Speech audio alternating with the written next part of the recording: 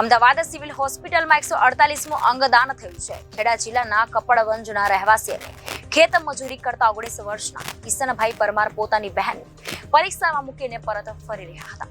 એકાએક bike slip થતા માથાના ભાગે ગંભીર ઈજાઓ પહોંચી હતી. સ્થિતિ ગંભીર હોવાથી પ્રથમ વાત્રક હોસ્પિટલ અને ત્યારબાદ સઘન સારવાર અર્થે સિવિલ હોસ્પિટલ અમદાવાદ ખાતે ખસેડવામાં આવ્યા હતા. સિવિલ હોસ્પિટલમાં સારવાર દરમિયાન તારીખ 2/4/2024ના રોજ તબીબોએ બ્રેન્ડેડ જાહેર કર્યા. કિશનભાઈના પિતા આ દુનિયામાં હયાત ન હોવાથી કિશનભાઈ તેમના 2 ભાઈ બહેન સાથેના પરિવારનું ખેતી કામ કરી ઘર ચલાવતા હતા.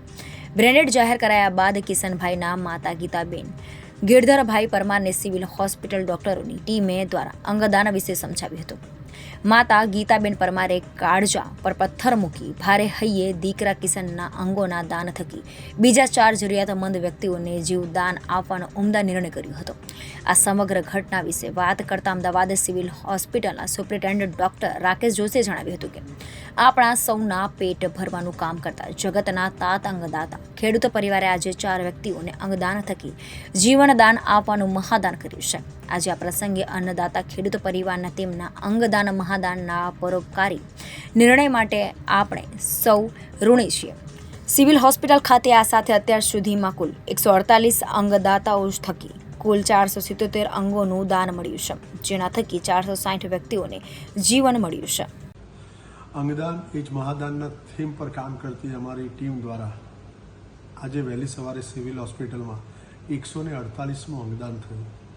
એની વાત કરવા જઈશ તો 19 વર્ષીય કિશનભાઈ પરમાર જે નવી ઉચ્ચલ એટલે કે ખેડા જિલ્લાના કપડવંજ તાલુકાના રહેવાસી, એમની નાની બહેનને પરીક્ષામાં મૂકીને જ્યારે બાઇક પર પાછા ફરી રહ્યા હતા ત્યારે બાઇક સ્લીપ થતાં રોડ ટ્રાફિક એક્સિડન્ટ થયો અને એમને સિવિલ હોસ્પિટલ એટલે પહેલાં વાત્રક લઈ ગયા, ત્યાંથી સિવિલ લાવ્યા અને સિવિલમાં સારવાર દરમિયાન એમને બ્રેન ડેડ ડિક્લેર કરવામાં આવ્યા.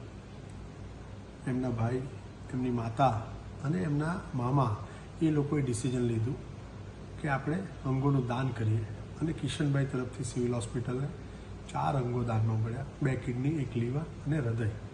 અને આ 4 અંગો સિવિલ હોસ્પિટલની મેડિસિટીમાં જ આવેલી UN મહેતા અને IKDRCમાં દાખલ દર્દીઓમાં પ્રત્યારોપણ કરવામાં આવ્યા. અત્યાર સુધીની વાત કરીશ તો આ 148 અંગદાન થકી 477 અંગો દાનમાં મળ્યા છે, જેને 460થી વધારે લોકોને નવજીવન આપ્યું છે.